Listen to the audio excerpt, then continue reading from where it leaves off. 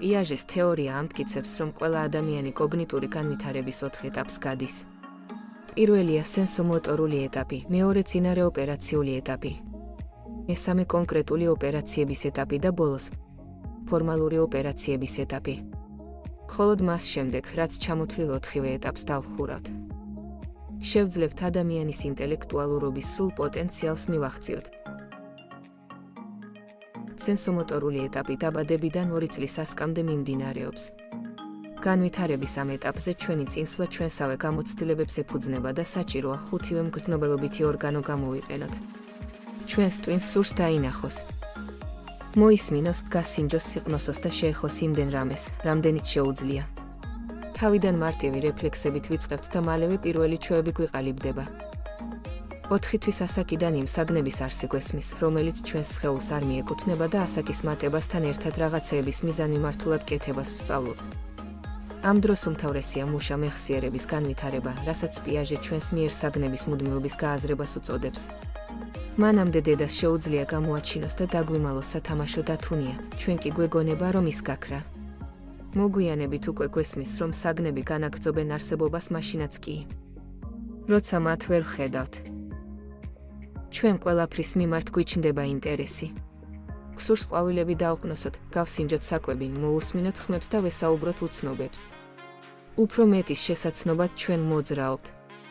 სწავლობთ ჯდომას, ხოხვას, დგომასა და სირბილსაც კი.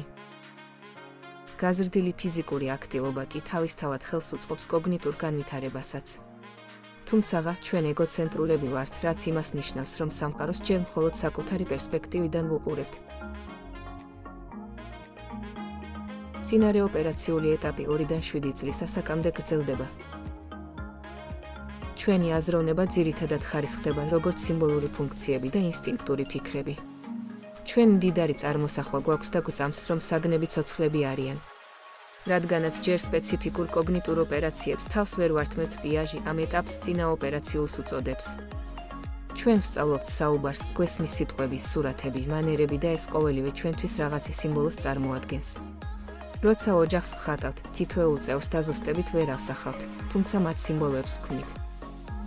ასევე როლური თამაშები გვიზიდავს, რადგან იგი საშუალებას გვაძლევს მივიღოთ ახალი გამოცდილება და მასთან ერთად ახალი ცოდნაც. 4 წლის ასაკში ბევრი ჩვენგანი ცნობის მოყვარე ხდება და ბევრ კითხვას სვამს.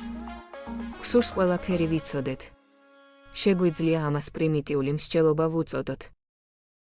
პიაჟე მას ინტუიციურ ასაკს უწოდებს, რადგანაც უკვე გვაქვს გარკვეული ცოდნა და გამოცდილება, თუმცა არ ვიცით იგი როგორ გამოვიყენოთ.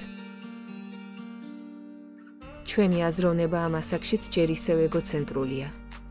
გგონია სამყაროს სხვებიც ჩვენს მსგავსად აღიქვამენ და ჯერ კიდევ ვერ ხვდებით განსხვავებას. კონკრეტული ოპერაციების ეტაპი 7-დან 11 წლის ჩათვლით მიმდინარეობს. როგორც იქნა აღმოვაჩინეთ, ლოგიკურობა და კონკრეტული კოგნიტური ოპერაციების განხორციელება შეგვიძლია. მაგალითად, ნივთების გარკვეული წესრიგის მიხედვით დალაგება. ცვლილებების ერთ-ერთი მაგალითია ინდუქციური მსჯელობა. რაც იმას ნიშნავს, რომ თუ ხედავთ, როგორ მიირთმევს ვიღაც ორცხობილას, ჩვენ შეგვიძლია აქედან დასკვნა გამოვიტანოთ და მოვახდინოთ მისი განზოგადება და ამრიგად კონსერვაციის კონცეფცია ჩვენთვის გასაგებია და გვესმის, რომ თუ ფორთოხლის წვენს ჩვეულებრივი ჭიქიდან უფრო მაღალ ჭიქაში გადავასხავთ, რაოდენობა მაინც იგივე დარჩება. ჩვენი პატარა და უფრო მაღალ ჭიქას ამოერჩევს და ეგონება, რომ მეტი წვენი შეხვდა. იგივე ლოგიკის წყალობით გვესმის, რომ თუ 3-ს დამატებული 5 რის ტოლია, მაშინ 8-ს გამოკლებული 3 5-ს უდრის. ჩვენი ტვინი სწავლობს, რომ ჩვენი აზროვნება თავიდან მოაწყოს, რომ გადაახარისხოს და ააშენოს კონკრეტული ოპერაციული მენტალური სტრუქტურები. მაგალითად, ახლა ვიცით, რომ მოქმედების შემოსაბრუნებლად საპირისპიროდ უნდა მოვიქცეთ. საკუთარი ახალი მენტალური შესაძლებლობებით აღტაცებულები მას ჩავაქსოვებთ საუბრებში, აქტივობებში, წერის სწავლისას და სკოლაში. შედეგად საკუთარ თავზე უფრო მეტს ვიგებთ და ნელ-ნელა გვესმის, რომ ჩვენი ფიქრები და გრძნობები უნიკალურია და აუცილებლად სხვისას არ გავს.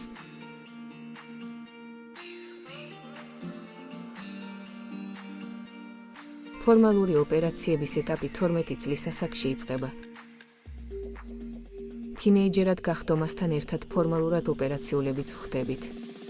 ახლა უკვე შეგვიძლია მეტად რაციონალურად განვიხილოთ აბსტრაქტული და ჰიპოთეტური მოვლენები. ჩვენი გაუმჯობესებული კოგნიტური უნარები საშუალებას გვაძლევს გავიგოთ აბსტრაქტული კონცეფციები, როგორიცაა წარმატება და მარცხი. უფრო ღრმად გვესმის საკუთარი მორალისა და იდენტობის შესახებ. ახლა გვჯერა, რომ გვესმის, რატომ იქცევა ხალხი ისე, როგორც იქცევა და შეგვიძლია მეტად თანაუგრძნოთ მათ. ახლა ჩვენსთვის დედუქციური მსჯელობაც შეუძლია, რაც იმას ნიშნავს, რომ შეგვიძლია ორი განაცხადი ერთმანეთს შევადაროთ და ლოგიკურ განზოგადებას მივახციოთ. ჩვენი ახალი მენტალური შესაძლებლობები საშუალებას გვაძლევს დავგეგმოთ ცხოვრება სისტემატიურად და პრიორიტეტების მიხედვით. ასევე შეგვიძლია გამოვთქვათ ვარაუდები, რომელიც აუცილებელივ რეალობას არ წარმოადგენს. ასევე შეგვიძლია ვიფილოსოფოსოთ და დავფიქრდეთ თავად ფიქრზე. საკუთარი იდენტობის ახალი განცდა ეგოცენტრულ ფიქრებს წარმოშობს.